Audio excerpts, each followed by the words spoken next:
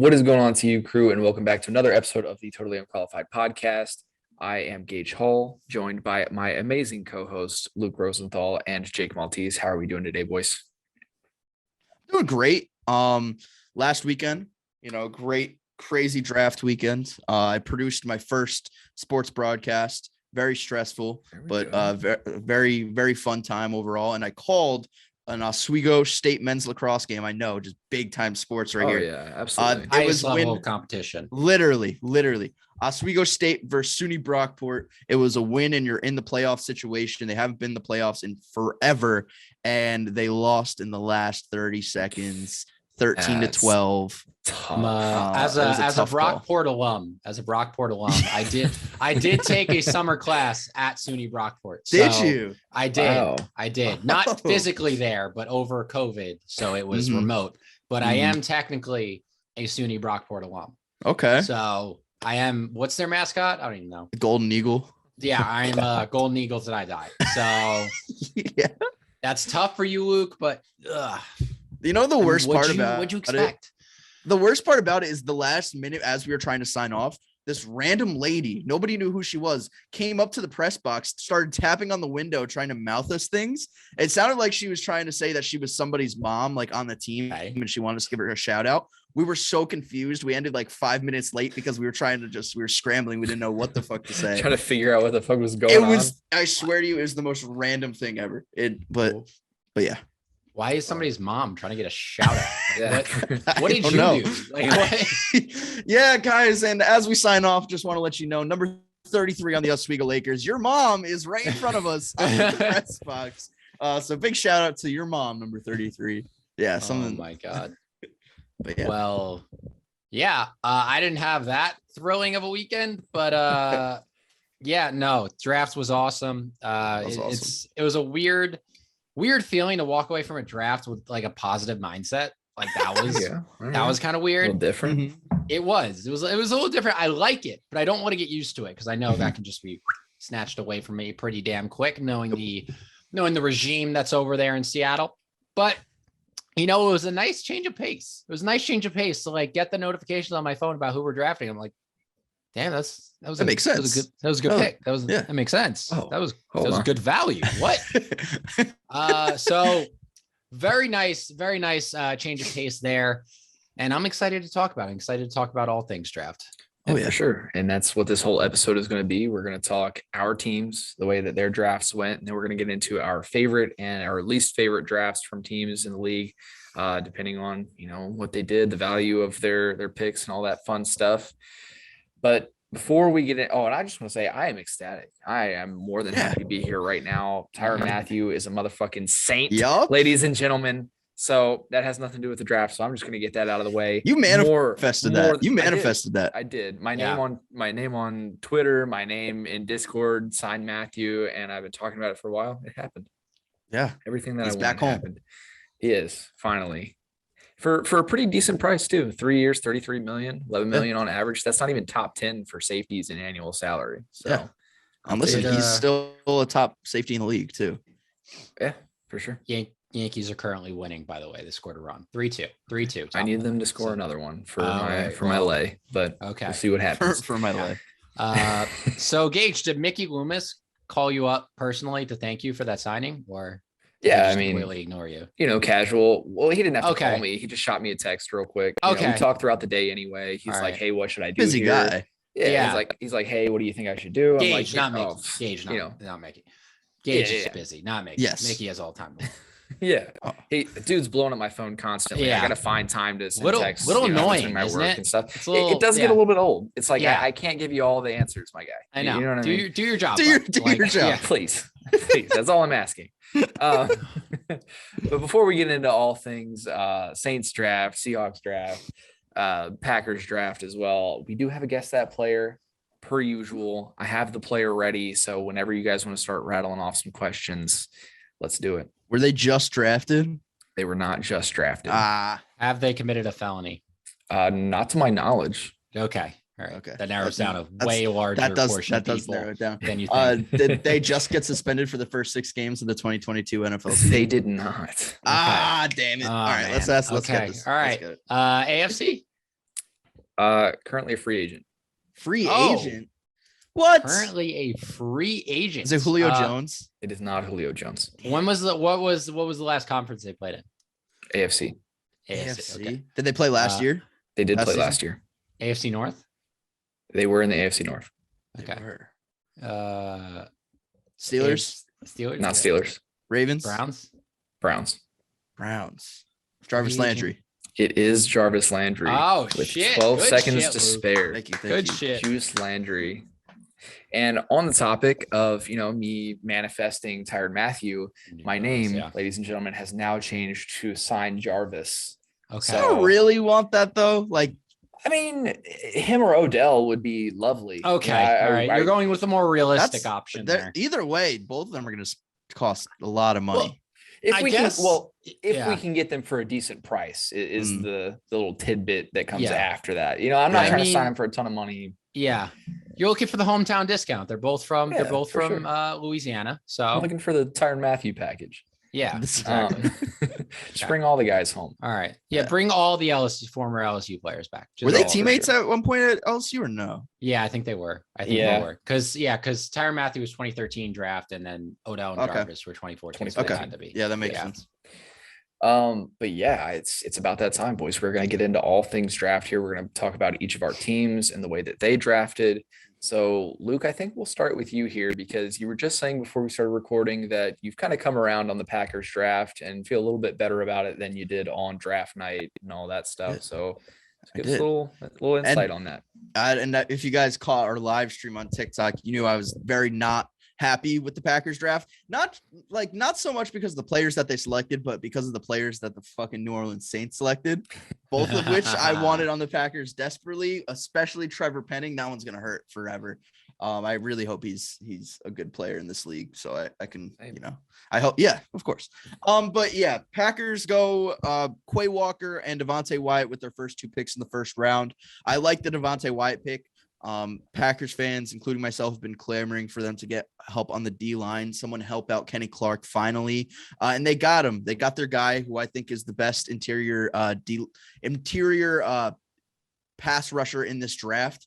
Devontae Wyatt. He's great. As well as Quay Walker. Quay Walker was a little bit of a surprising one, but for years, again, Packers fans have been asking the Packers to address the middle linebacker position. They did so last year with Devondre Campbell, but just being honest, I don't really see Devondre Campbell being this all-pro level quarterback for years to come, especially since he really hasn't shown any signs of being that guy for a consistent period of time. Really just last year was his best year. And before that, I didn't even think anything of him when the Packers brought him in from the Cardinals, I believe.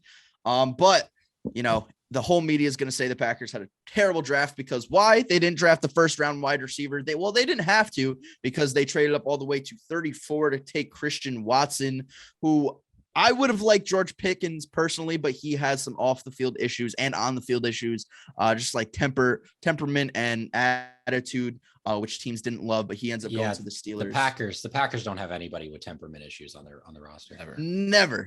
Absolutely. I mean, who would ever, hold their team hostage? Yeah. Who would ever hold their team hostage for, going on 2 years now, but all things are good and that's all behind us. But Christian Watson is an athlete, 6'4". He ran a 4.36 40. He's going to be the Marquez Valdes-Scantling replacement in my eyes. But he has a bigger upside and they both have similar drop issues as well. So I think they knocked it out of the park with all 3 of their top picks right there. Then they go ahead and get Sean Ryan in the 3rd round, who the Packers love drafting guys who can be placed anywhere throughout the line. And Sean Ryan is that guy. I didn't know much about him coming into the draft, but now that I've watched some of his tape, he looks really good. And then Romeo Doubs as well. I really like coming out of Nevada. He's going to be wearing number 87, which if you don't know, that is sacred number to me and all Packers fans, being that number should be retired for Jordy Nelson. But that glimmer and gloss on that number was kind of taken by Jay Sternberger, who just never panned out ever. But I like Romeo Doubs. I think he's going to be a solid player for us. I just don't get all of the media and all of the people on Twitter saying that the Packers didn't help out Aaron Rodgers in this draft. They absolutely did. They went out and got 3 wide receivers. They went out and got 3 offensive linemen, and they went out and got 2 studs on defense who are probably going to be day one starters in my mind. So I don't know why people are thinking that this Packers draft was bad. I thought they got really good value. It's probably just because they didn't take a receiver with their number 22 overall pick, but the value just wasn't there. Especially when you look at, they got the guy that they wanted in the first place in Christian Watson. Well, maybe not who they wanted like at the top of their list, but they got a good stud of a wide receiver. Overall, really happy with this Packers draft. And I didn't even mention, I can't pronounce his name. I always butcher it. It's Kingsley. It's Kingsley Enagbare. Kingsley Enagbare out of South Carolina, who was projected to go higher in the draft, sort of fell a little bit because he had some injury issues, but I thought the Packers knocked it out of the park in this draft. And like you, Jake, I mean, maybe not to that extent, because I know the Seahawks historically have not done well in the draft, especially the past 5 years, but I can't remember coming out of a draft as a Packers fan being this like happy and this okay with what they did. So I'm looking forward to it. I think the Packers got better. Just updating Gage that he lost his parlay. Sorry about that. Damn. The Yankees have won 10 games in a row though. That's a hottest team in the league. Oh, 100%. Does Rizzo still lead the league? He does still lead the league in home runs. Look at all this baseball knowledge I know. Yeah, you're doing great. Yeah, thank you. But yeah, I mean, first off, I just wanted to give an F to a Packer right off the bat. I'm going to give an F to Sean Ryan for the way he spells his name. Just not. Yes. Just doesn't make sense. It. Why is there an H in there? There does not need to be an H in Ryan. Aesthetically horrifying. But it is hair, terrible. He has a head of hair on. I haven't He's going to be his competing hair. with David Bakhtiari. I think we established last episode that cool names equal bad player. So for him to have a bad name, I mean, it good makes player. Sense. Yeah, he's got to be a good player. Okay. Fair. As far as the Packers draft, I mean, I feel like the fact that they did trade up in the second round kind of alleviates the whole wide receiver thing anyway, because you're getting pretty much the same guy that you would have gotten if you took him in the late first round. The rest of it, I think they addressed some needs for the team. What do you do? The only thing you could really do any better, quote unquote, is trade up in the first round and try to snag a receiver there. But outside of that, I mean, I feel like they did pretty well as far as they've been stocking that defense for a while. It hasn't been as good as it was last season for a very long time. And I think they're kind of leaning into that. And they're like, well, the defense will come first and then we'll work on the offense. Fun fact. The Packers, it was reported on Twitter that the Packers actually did try to trade up for the number 32 pick with the Vikings so that they could select Watson, but the Vikings didn't allow that to happen so that the Packers could not have a 5th-year option on him, which is like the most petty thing ever. And then they're like, you know what? 2 picks later, you know what? Yeah, have pick number 34 or whatever. This is after they traded down with the Lions. Yeah, that's what I love to see out of these, because we're in rivalries are still there, but I feel like they've lessened over the past decade or so. There's no bad blood in football, I feel like, anymore. Maybe in the AFC North, that's about it. But I feel like this is still. I love that petty shit. I love that. Yeah. I love shit like that. No, you're not getting in the first round. 2 picks later, you're not getting that 5th year. We don't care. That's awesome. Talk to us tomorrow night. Yeah, I love that. You got to hope Jameson Williams and Christian Watson are like the 2 next best receivers in the league just to fuck over the Vikings for that. I hope. I hope. Absolutely. All right. Speaking of great drafts, the Seattle Seahawks. I'm speechless. I feel like a proud parent. That's kind of, I don't have kids, but I imagine this is what it feels like. Yeah. I also can't, reference any of my own experiences because my parents haven't been proud of me a lot. So this is like, already what? This is a new experience for me in multiple different ways. Happiness? What? Happiness. It's like crazy. I'm proud of you, Jake. Thank you so much, Gage.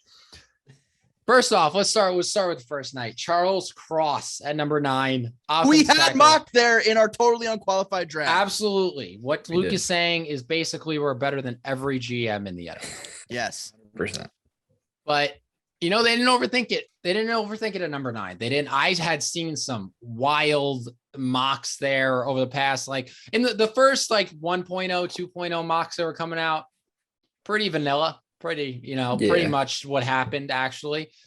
Then I started seeing some bullshit in there, like, a Trevor Penning or a Jermaine Johnson, who just shot up mock drafts at the end there for no reason when he ended up going the late first.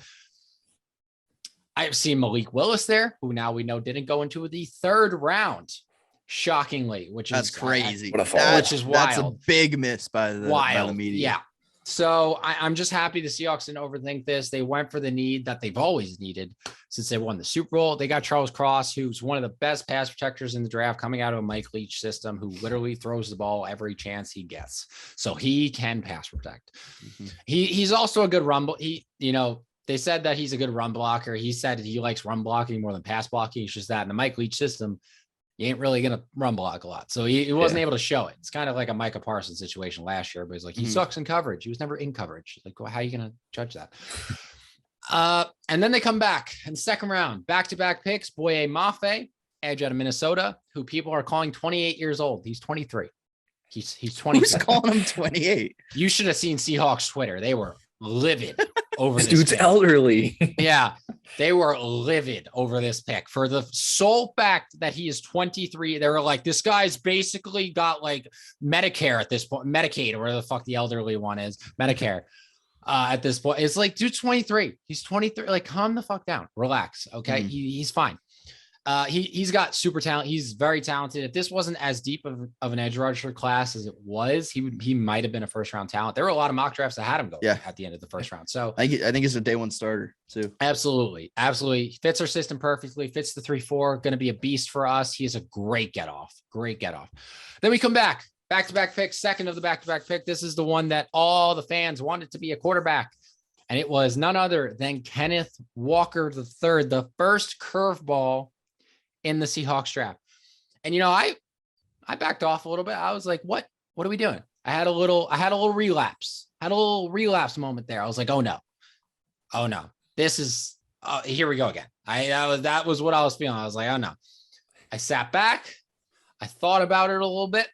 I ate some Tostitos. Had a little conversation in the group chat. Scoops? The scoops. Okay. None of this flat shit. Yep. Scoops over anything. Yep. Thank you.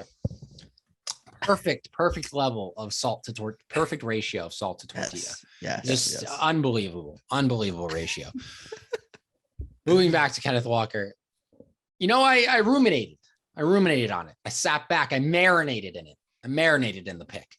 And after my marination, I came out of that a new man with a new mindset. And I love it. The more time that goes by, I love this pick. I love it. Because number 1, Gage, got to give you credit for bringing this up.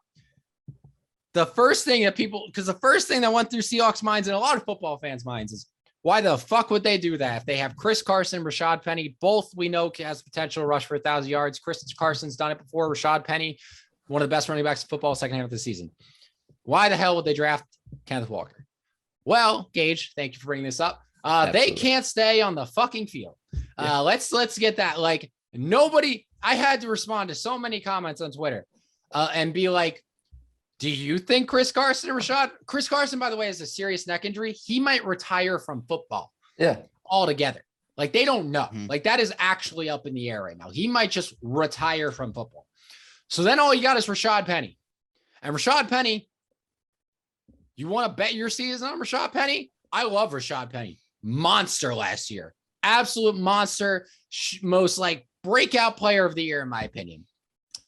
I would not bet anything on him staying healthy. $0 I would bet on Rashad Penny. I would, if you gave me a bet that Rashad Penny plays over 12 and a half games, 9.5 games, I would not take the over. Would you bet a penny though? No, I wouldn't bet a penny on Penny. I would not bet a penny on Penny, unfortunately. Damn. So Kenneth Walker really didn't have any injury issues to my knowledge in college. I watched this guy. I watched Big Ten college football pretty religiously. I saw him tear apart Penn State, which he did in the snow. This guy go watch him against Michigan last year. I watched that live. Oh crazy. my gosh. That was a top there was a ton of Michigan players that went in this draft. That was Aiden a top Hutchinson went second overall. College defense right there. Top tier. David Ajabo. Aiden Hutchinson on that D line. 2 top 50 picks. Kenneth Walker obliterated them. Obliterated. This guy is next level, arguably the best running back of the draft with Breece Hall. He brings some consistency, some reliability to that running back position. And this is the model in today's NFL. It's the 2 running back committee. Yep. That's just what it is. Because guess what? They're going to get hurt otherwise. We've seen it. We've seen enough sample sizes. You know who's not getting hurt? I mean, after last year, but look at Cleveland last year. 2 guys who really, notoriously didn't get hurt. All of a sudden they do get hurt. Well, guess what? They had, Nick Chubb. Oh, Kareem Hunt got hurt. All right, we got Nick Chubb. Oh, Nick Chubb gets hurt. Oh, look, Kareem Hunt's healthy again. And then Dearness Johnson. As well. And then they're both hurt. Oh, Dearness Johnson. We got him. Mm-hmm. When you are a team that relies heavily on the run, which we all know the Seahawks are. They're going to be this season. Yeah, trust me. Those running backs come in handy. If you can get 150 yards out of your 3rd string running back, you're good. Like you're good. That's awesome. We saw it with the Browns last year and how much it helped them.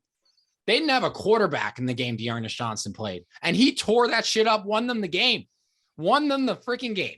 Yep. So I love it. I love the pick. Kenneth Walker is like legit top 10 running back in the NFL ability. This guy is talented as hell.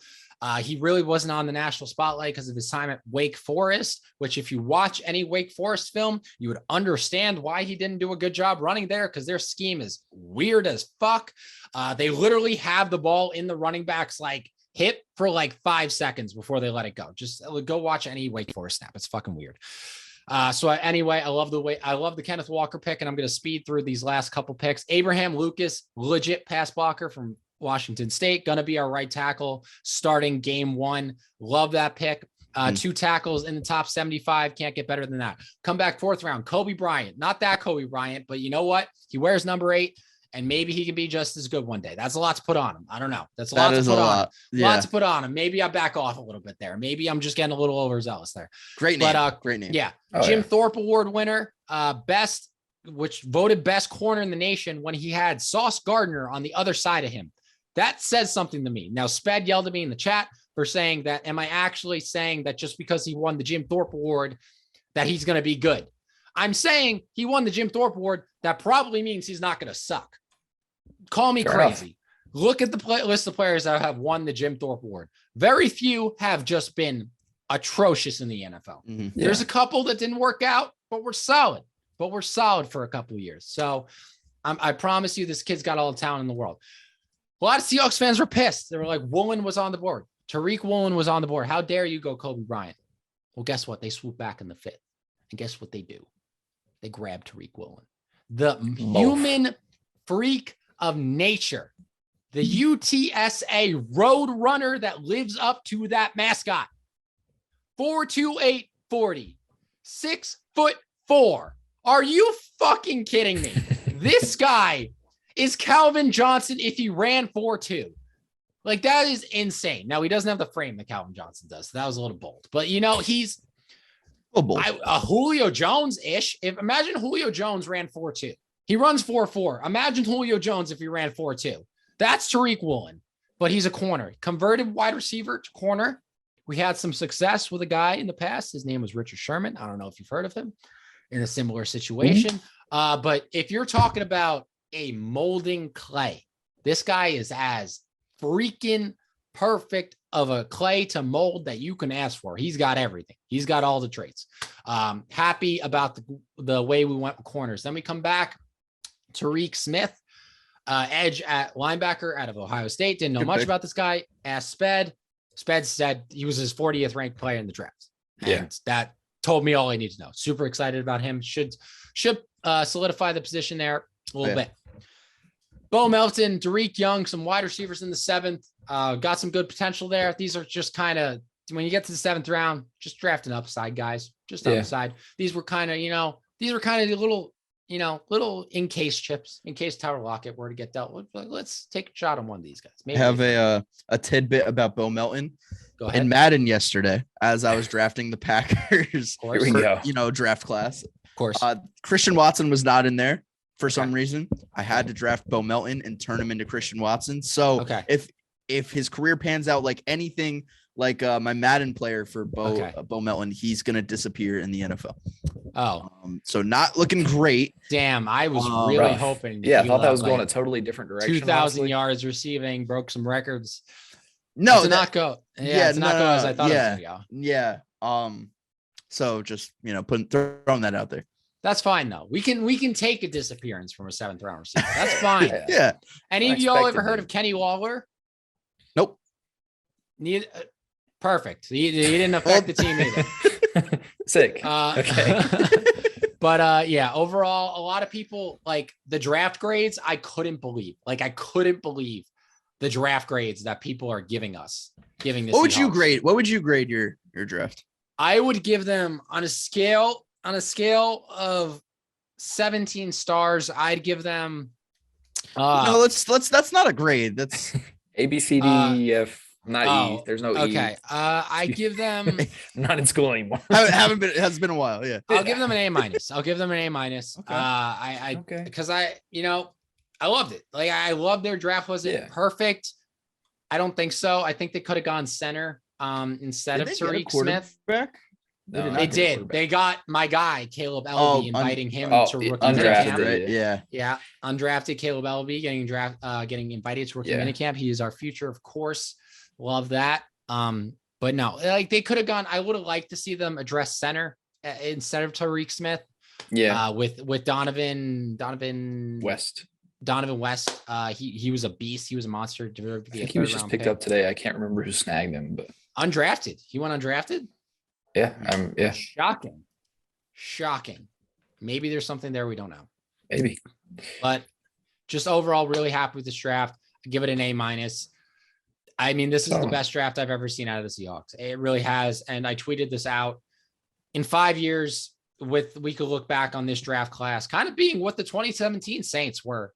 Like Gage, to give you like a reference, like that was the draft class that turned the team around. Like that was for sure. I can agree with that. Yeah. So we can look back and be like, maybe it was that type of draft class. It's not a big deal that we didn't get quarterback. I think people are shitting on Drew Lock a little too much. Like they're thinking like he's just unstartable. Like people are just acting like it's going to be a competition between him and Geno. Like, they're putting him in a position to succeed, I think. Yeah, no, absolutely. And he's not unstartable. Okay. This guy's got a ton of definitely potential. not. And I mean, they're building, if you don't have a line in front of him, he's going to be even more unstartable. Exactly. And if you don't have a good defense on the other side of the ball, he's going to be fighting for his life out there. So I think they're definitely building around. Yeah. And if you don't have somebody for him to hand off to, exactly same scenario. So I'm fine with it. If Drew, like we're playing with house money quarterbacks this year. If Drew Lock sucks, great. We go out, we get, CJ Stroud, Bryce Young, Spencer Rattler's going to come out next year. Maybe if he cleans it up at South Carolina, he's got all the talent in the world. It's going to be a great quarterback class next year. That's got to be the biggest fall from grace in sports I've seen in a while. Spencer Rattler projected to be the number 1 overall pick. Just because completely. He has all the traits. Like you watch his tape, like the good is Patrick Mahomes. Like the good in his tape is Patrick. Like he flicks his wrist, it goes 70 yards. Yeah. And he can, but the bad is like bad. Like it's bad. Yeah. Like he needs to make way better decisions. He needs to work on that. Yeah. But again, Seahawks draft. Sorry to take up so much time. It's great. So happy with it. Really, really. I'm excited for the season. I couldn't say that before draft this weekend. I honestly couldn't. I am now excited for this Seahawks season. I don't know if I'm as high on it. I still think it was great. I'd probably give it like a B plus just because some of the later round picks, but I still think you got great value there. Yeah. I mean, I was telling you how I felt about the Kenneth Walker pick in the group chat as it happened. And I think it was a great pick. And like I said, I mean, I'm not going to put all my eggs in the Rashad Penny basket after half a season of production. Yeah.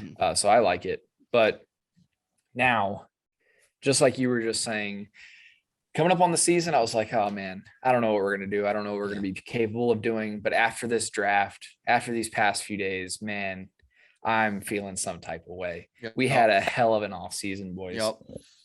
So the thing, we were talking about it earlier when I brought up Tyrann Mathieu. I manifested it. I was like, I want this guy on the team. Made it happen. It's official today. He's 3 years, 33 million. He's on the team. Before the draft, I was like, we have 2 first-round picks. I don't want to move up. I don't want to take a quarterback or whatever. We move up, but we get both of the things I want still. A receiver in Chris Olave, who's going to be a fantastic wide receiver too, along on the other side from Michael Thomas. And we get Trevor Penning, who, I mean, he's got all the talent in the world.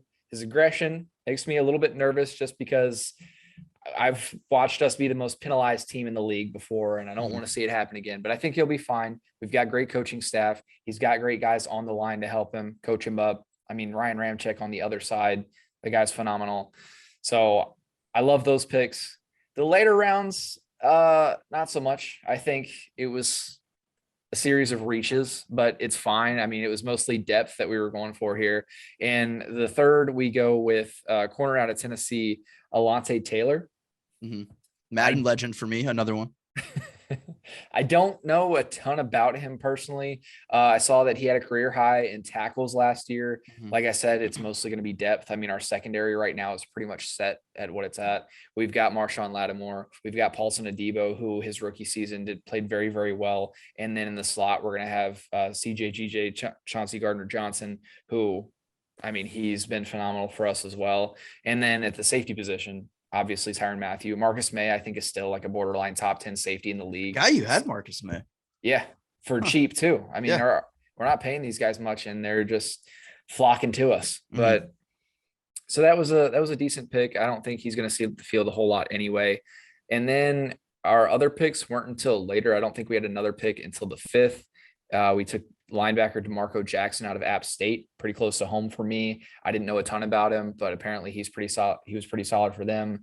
We have this thing where in the later rounds, we like to pick up these linebackers who he's probably going to play a lot of special teams, I would imagine, especially if we don't bring back Quan Alexander and a guy like Zach Bond or Pete Warner ends up becoming the other linebacker on the field aside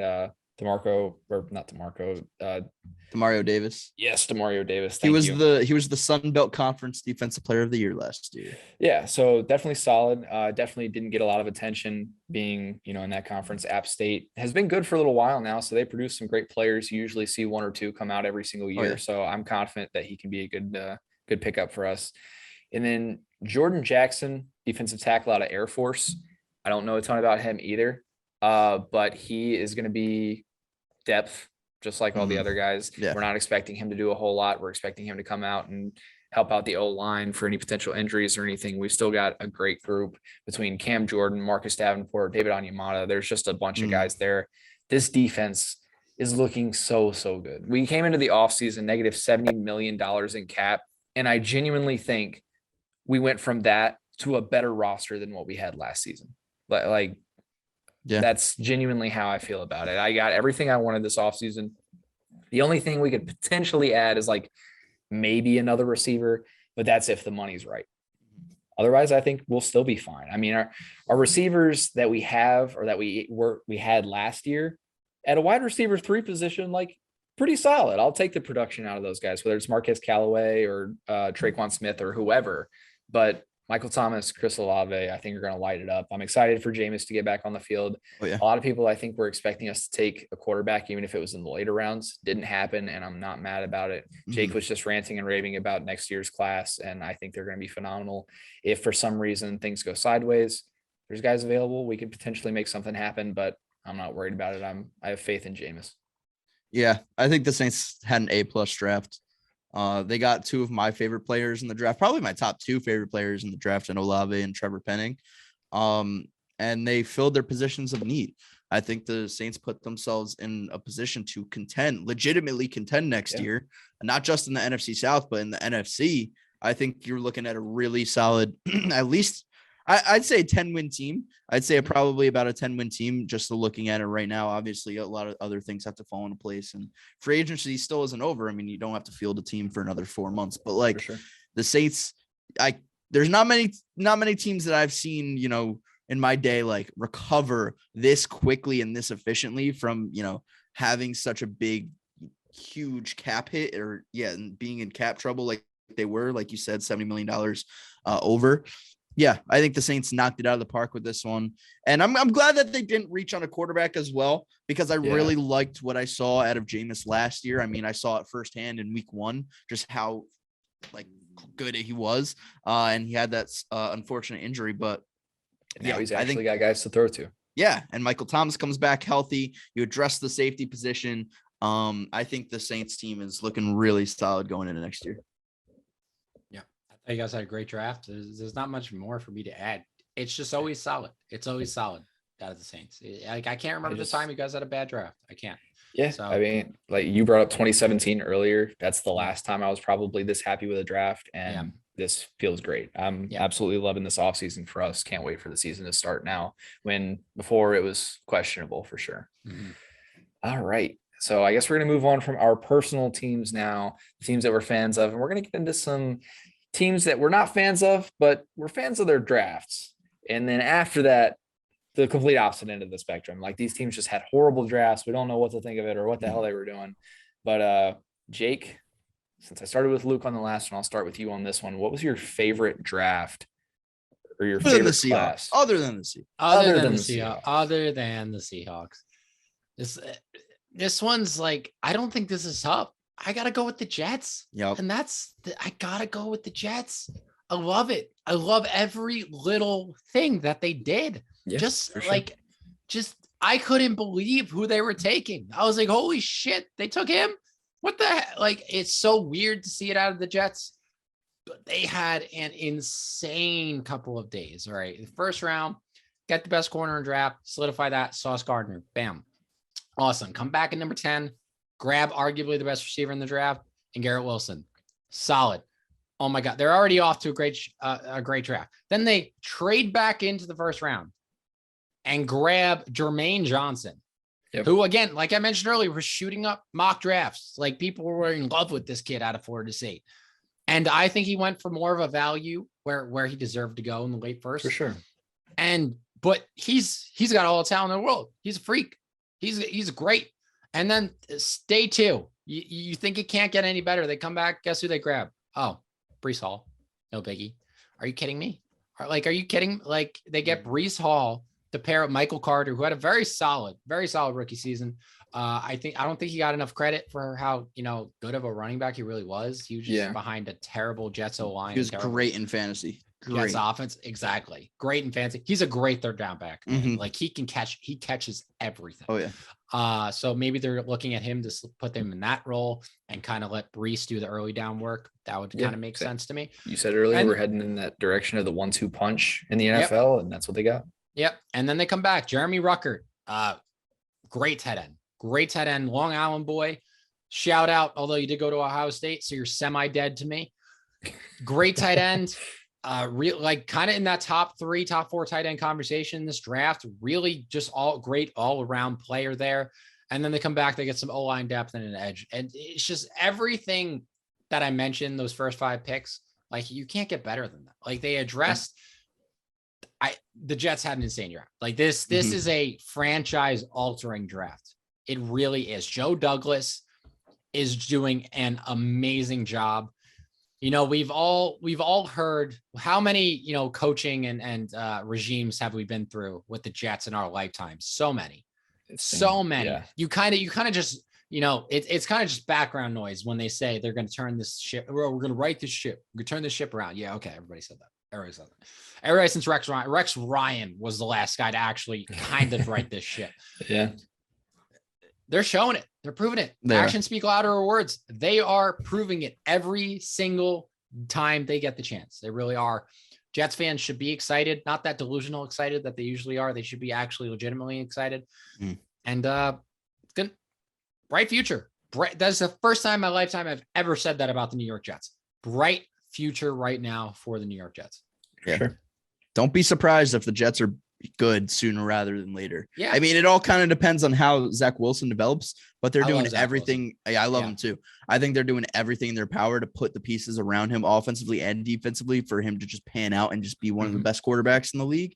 And they've done a great job really the past 2 or 3 years drafting. As for me, I think there were 3 teams that were above all other teams the way that they drafted. And I don't necessarily think that any team really had a bad draft per se. But one of those teams was the New York Jets, who I personally think had the best drafts in the league. So I will go to my second best draft, and that would be the Baltimore Ravens. Now, the Baltimore Ravens went ahead in the first round and got the 2 best players at their positions in Kyle Hamilton, and then coming back and getting Tyler Linderbaum. Now, I was a little questionable about the Kyle Hamilton pick because you think they just got Marcus May. Chuck Clark has established himself there as a pretty solid, strong safety. Yeah. But listen, when you get the best player at the position in the draft, you go ahead and take him. And it was great value. He dropped all the way to 14. You heard rumblings later on as we got closer to the draft that Kyle Hamilton was starting to fall. But man, this guy is incredibly smart. He's a student of the game for real. And he's going to be great and probably going to see him start over Chuck Clark. They might move Chuck Clark to a more of a box safety, more of a sub linebacker role, or he might just get traded flat out. I wouldn't be surprised to see that happen either, but they got one of the best players at the best positions. This guy was projected to go top 5 at one point, maybe even the best player in this draft. Now, Tyler Linderbaum at a position of need. That's great. I mean, he's the best in this draft class. So there's not much I have to say about there. David Ajabo coming back and getting him in the second. He's not going to be ready this year, and he doesn't need to be. This guy was projected to go in the top half of the first round had he not had that. I believe it was an Achilles tear, right? I think it was an Achilles tear. Fairly certain. Yeah. Real recent too. So he's going to be out for a little bit. This guy is a freak of nature. Trust me, I'm a Wisconsin fan. I know he just kills us every step of the way. He's going to be great when he comes back. The Ravens aren't great on the edge right now, which is, a cause for concern going into next season especially since Ajabo isn't going to be ready. But I think just having him solidified the future for them at that position, I think he's going to be great. Coming back in the third, get Travis Jones, who I think is a great Michael Pierce came back. Sorry. He's going to be a great player next to Michael Pierce. And he's probably going to get some playing time too. I'd have to imagine, Derek Wolfe is getting old. Calais Campbell's also getting up there in age. So I think he's definitely going to get some playing time. And then the Ravens had 6 fourth-round picks, guys. 6 of them. 6 of them. They come back and get my favorite tight end in the draft, Charlie. Is it Kolar or Collar? I think it's Collar. Kohler, I believe. Kohler. Okay. Kohler, I think. Yeah. Charlie Kohler. He was, another Madden legend for me. I feel like he was my tight end one also, actually. His tape was pretty unbelievable. I think Jelani Woods, went over him because he has more size. He's more athletic. But Charlie Kohler is going to be a really solid number 2 behind Mark Andrews. Daniel Falele, he might even start for them. I wouldn't be surprised getting him tackle. A plus name. A plus name right there. A plus name. But A plus. If you're going off of our totally unqualified that's true chart. We need to keep up with it. We need to track them through the season. We do. Yeah. We need to we'll do that for an episode. We'll come up with the best names that came out of the draft this year, and then we'll watch them through the year. Yeah. And Falele, great. Rolls off great the name. tongue. Beautiful. Falele. Like butter. Falele, Daniel Falele. And they came in and got Jordan Stout, punter, Penn State rep, two of our lovely why is my wire stuck under my wheel of my chair? Two of our totally unqualified members. One of them's about to be an alum pretty soon. One of them's about to be going there. So yeah, sure. I thought overall Ravens had a really solid draft. I like their top end picks a lot in Linderbaum and Hamilton and Ojabo. And I thought, you can't go wrong selecting 6 players in the 4th round. And there are a lot of 4th round picks. That's really where you make your money too. Mm-hmm. Is drafting those solid starters in the 4th round. I thought the Ravens knocked it out of the park. For sure. Yeah, 100%. I couldn't agree more with that. If I was going to pick one straight up just on my own, it would be the Ravens. Yeah. And it was just, I saw this tier list the other day of all the teams ranked, and it was Ravens and then A. Yeah. Just the Ravens above everybody else. But I'm going to go with a different team here, obviously. A different bird, that is. And this one might be a little bit surprising to some people. I think the Eagles had a phenomenal draft, boys. Okay. I think the Eagles really, and I'm accounting for their trade in this as well, where they picked up AJ Brown. Yeah. Come on. You have those 1st round picks. You make the trade with the Saints before the draft is, comes up or whatever. to, move some things around because you had 3 first rounders that you didn't really need. So you get AJ Brown out of that. I mean, you're arguably better than any receiver in the class. I mean, we've already seen what he can do. You might as well get a proven guy than take a chance on somebody that you just don't know about, especially because we traded ahead of them to take Olave, who I think they were high on. So you get AJ Brown, first things first. You get Jordan Davis, who fills a huge position of need. You got Fletcher Cox, who's coming back, I think, on a 1-year deal after he was released. So I think that he took a little bit of a pay cut to come back, and he's getting older. He's not, he's not the young buck that he once was. Still a phenomenal player, but he's starting to lose a step. Jordan Davis is going to come in and immediately fill that role, immediately learn from a guy that's been great for a long time. And I think that we all know Jordan Davis can be great as well, especially with that size, that stature. We were all high on him. We thought he was going to go to the Chargers and fill a need for them. Nah, the Eagles had other plans. And then I've seen some people upset about the Cam Jurgens pick, center, guard. He plays both. So you've got some versatility there. I think that because they had to ask Jason Kelce to come back this year, they had to talk him into coming back. He's clearly on the verge of retirement. So that's going to be a position of need. Jason Kelce said himself, they asked him to start scouting some of these guys to basically look for his replacement. Cam Jurgens was his number 1 guy at the position. He loved him a ton. He's going to be the one that's teaching him. He's going to be the one that's training him, getting him ready to fill that role. I think he's going to do a fantastic job. And then you guys know, I was all over it the entire day 2. I was like, what the hell is going on with Nakobe Dean? He was supposed to be a first-round pick. What happened? Did he murder somebody? Do we not know about it? It came out that he apparently needs shoulder surgery, and he was saying that he didn't want to get it. So a lot of teams were like, I don't know if I want to deal with that right off the bat with a rookie. The Eagles go ahead and take a chance on him. Great value. If he gets that shoulder surgery and gets healthy, I mean, first round talent late. So, and it fills a position of need for them as well. So even though it's kind of up in the air, it's kind of a gamble, ton of upside there. I think it makes a lot of sense for them. And then they had some of their later round picks as well that they went ahead and took linebacker Kyron Johnson as well, who, solid player. So he's probably going to fill the role immediately for Nakobe Dean. Plus they picked up Kazir White over the offseason, and he's a fantastic player as well. He fills a need for them at the linebacker position. And then they go ahead and get their backup tight end in Grant Calcaterra. Pronounce that. But he's just going to back up Dallas Goedert. So, but I think they had a great draft. A lot of people are underrating their draft, in my opinion. My thing with Nakobe Dean is great leader. Obviously, was the leader on that just amazing Georgia defense last year. I don't necessarily know, especially with his injury now, I don't necessarily know if he projects as a great starting linebacker in the NFL. He's a little bit undersized at 5'11", and I don't know if you've seen, but he has a really short wingspan. I can agree to an extent, but I think for where they ended up getting him, it's still great value. Okay. I'm just saying it's made sense to me as the draft was going on, why Nakobe Dean started to fall. Yeah. After that came out. Yeah. If that came out and they took him like late first, second round, something like that, I wouldn't be as high on it. But to get him where they did, as long as he gets healthy, I think that he can be a solid player for them. And that is a huge position of need for them at linebacker. It always has nobody there. Yeah. Always has been.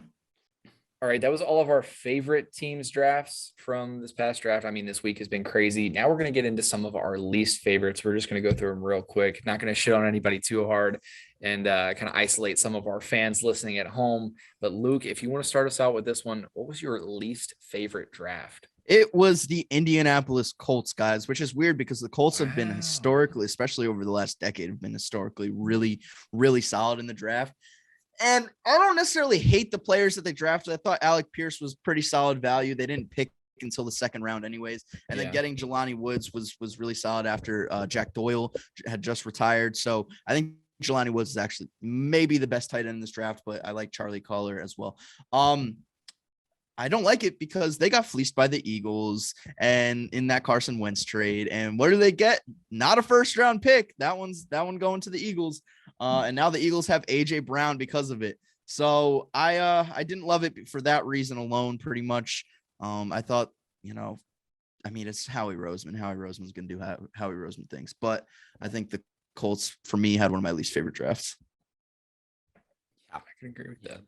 Yeah, the Colts, nothing really special. Feels like they didn't do much over the offseason as a whole, aside from Matt Ryan. Yeah. AFC South's going to be pretty weird this year. Like, I don't know. I don't know who. I don't know. Yeah. But going to the NFC West, my least favorite draft was the Arizona Cardinals. I just had no idea what they were doing. Like Trey McBride was their first pick. Yeah. Why? Trey McBride's the best tight end on the board. Yeah. Hey, they got Marquise Hollywood Brown though. Why? Wide receiver one. They had to give up 6 weeks. Yeah. Marquise Brown. Okay. Again, not a need. I think they literally just did that to make Kyler happy. That's the only reason they did that. I think they did it to give Kyler an old teammate to make him happy, but I feel like they knew that this D-Hop suspension was coming too. And they needed to replace Christian Kirk. Yeah. Yeah. I mean, but just I don't know. Like I get they came back 2 edge rushers. They lose Chandler Jones. That's big. JJ Watt left with an injury last year. They guard corner, they got Jesse Lucetta at Penn State. Like there's nothing. Just kind of all over the place. Yeah, it's all over the place, and they didn't address like anything that they really needed to address. Aside from edge, they got edge. All right, great. Maybe they'll be good. I don't know.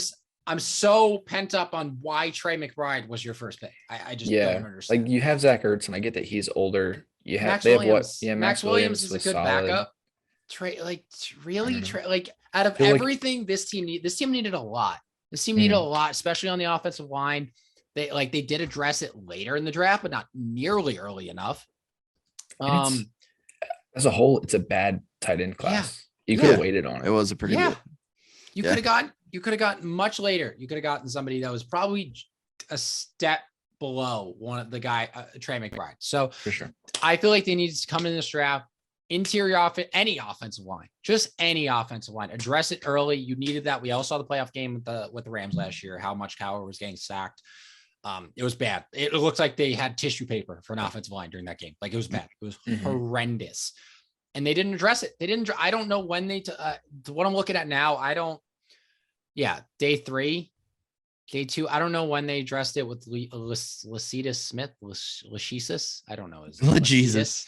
Lecatus. I don't know. I'm so sorry if he's listening and I'm pronouncing his. I just don't know how to pronounce that. I've never seen that combination of letters before. I don't know how to pronounce it. I'm so sorry, but I don't think they addressed it early enough. I would have the Trey McBride pick makes no sense to me. I don't know. Yeah, just nothing about the Cardinals impressed me. Nothing. Hot take. I think the Cardinals are gonna blow this team up sooner rather than later. I think there's too much. I think there's too much animosity going on with this whole Kyler Murray stuff. One day there's drama, the next day they're all good. I don't know what's going on. Chandler Jones leaves. You're starting to see all these players leave. DeAndre Hopkins isn't going to be there. I don't think the Cardinals fans are going to be too happy with the first half of the next upcoming season. So that might lead to some worse things coming in the future. I really don't know that it's a hot take, honestly. I mean, if you put that out there in the world right now, I feel like a lot of people would agree with you, and I would agree with you because it just doesn't feel like this team's going anywhere. They're not getting better. They're only just going downhill right now. Yeah. You guys basically spoon fed me what I thought was the worst draft in easily the New England Patriots. I've seen it all over the place. Everybody's talking about it. Cole Strange in the first round. Strange pick, huh? You got Sean McVay laughing at you. Thinking that he was going to be there. What do you say? By the way, that Sean McVay laugh, 104. That's up there with the Kawhi Leonard robot ass laugh. I'm telling you, there's no way a human laughs like that. And he's just always wide eyed as fuck. So that didn't help anything. But yeah, just a very strange pick. I didn't understand it. That was the only pick in the first round that they got to it, and I was like, who? How do you see Chattanooga? Yeah. And like I was saying earlier, I think I said it before we started recording, at the Senior Bowl, the dude was getting bullied. He was getting bullied by edges that were getting taken in like the fourth, fifth round. Like he was getting bullied by guys that weren't projected to go that high in general, and he goes in the first round. It just doesn't make any sense to me. And then in the second, the reach of the century for Tyquan Thornton solely because he was fast. That's the only reason. No other reason makes sense to me. We saw what he did at the combine. He put up a crazy number. He was the fastest receiver to run, and they just bet on that. They were like, okay, it felt like Bill Belichick was like, okay, all these people are talking shit about the way I draft receivers. Let's take this guy. And I don't think he's going to pan out. I don't know if he pans out either, but I can't remember a time that the Patriots had that one like top end of the line speedster of a receiver. So I feel like, is that what they need though? Yeah, no. Like a speedster at receiver right now. I mean, I've never seen Bill go for just a guy because speed. Just like Brandon Cooks at least had skills. Like he's wide. Like Brandon Cooks had good wide receiver skills. Philip Dorsett was at least like a first round pick, and people thought he deserved to be a first round pick. Like at least he had that. Like Tyquan Thornton is just fast. Yeah, that's it. That's all we've seen out of him. Yeah, and especially when there's guys like George Pickens still on the board, it just, I don't know. It felt like a reach to me. I didn't like it at all. And then, I mean, a lot of their picks after the fact, like Bailey Zappi, I get it. Like he's going to be a solid backup, I think. Yeah, but I don't know. They took him at a decent spot, but even then, you got a guy like Sam Howell still on the board.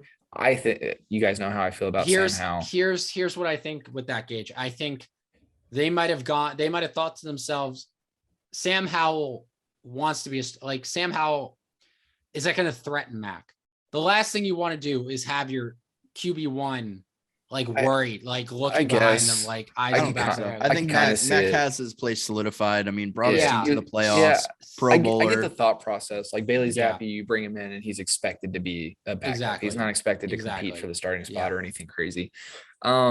And then, I mean, they kind of address the corner position. Obviously, they have to after losing Stephon Gilmore last year. J.C. Jackson obviously goes to the Chargers this year. So they take Marcus Jones, solid player. They take Jack Jones. I don't know much about him, but, they targeted some positions of need. The Joneses. I would have liked to see them address the O-line a little bit more, preferably with guys other than Cole Strange. But I don't know. It feels like Bill Belichick, at least the past 5-6 years, just – I don't know what he's doing in the draft anymore. I think Cole Strange is going to pan out. I really do. I don't. Yeah. I thought it was a wild pick at first. Not good value. It's not good value. Exactly. Of the picks that they made, I think that, yes, I think Cole Strange has the most potential. He's a big guy. He's strong. Like they could turn him into something. But where they took him when they could have gotten him so much later, I'm not a fan of it. That's fair. That's fair. And even with one last thing.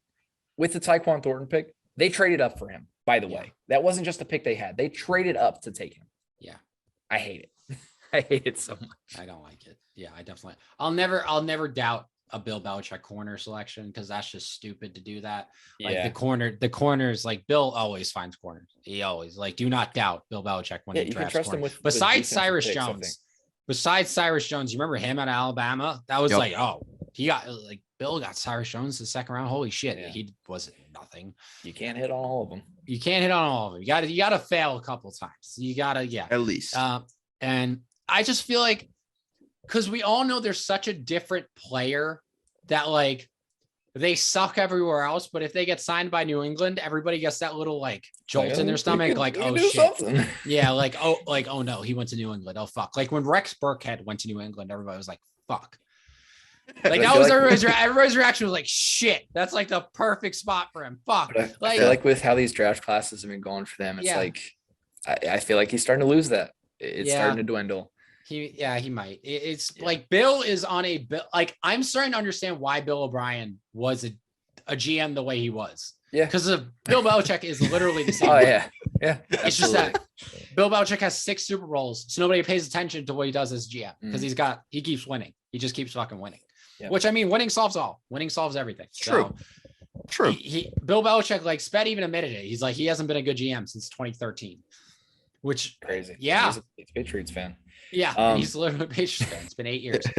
All right, ladies and gentlemen, that is going to be it for us for this episode. Now you know all of our thoughts on the draft, our teams, so on and so forth. We're going to be back a little later this week, and I think we're going to talk some basketball. Oh, yeah. Some NBA Oh, playoffs. yeah. We haven't talked that much about it. There's a ton going on, so we have plenty to get into, but that's going to wrap it up. If you guys have anything you want to add real quick, have at it. The floor is yours. Yeah, be sure to go follow us on all of our socials, guys. We're going to be posting plenty of draft content. We're going to be going through team by team on our TikTok, totally unqualified on TikTok, team by team. We are all going to grade each draft for your team. So be on the lookout for that. And just follow us on all of our other socials. We got TU Sports Podcast on Twitter. What is it? I forgot our Instagram. Totally Unqualified. Jesus. Totally. Is it just Totally Unqualified on Instagram? I think it's Totally Unqualified Pod. Yeah, pod. Totally Unqualified Pod on Instagram. Jesus, I should know this. This is bad, guys. I'm so sorry. But yeah, and I'm at Jake Maltese 3, Luke Football Fan Zone, Gage Extra Points. Make sure to go follow us on all of our socials as well. Got some good stuff. I was tweeting up a storm this weekend. So was Gage.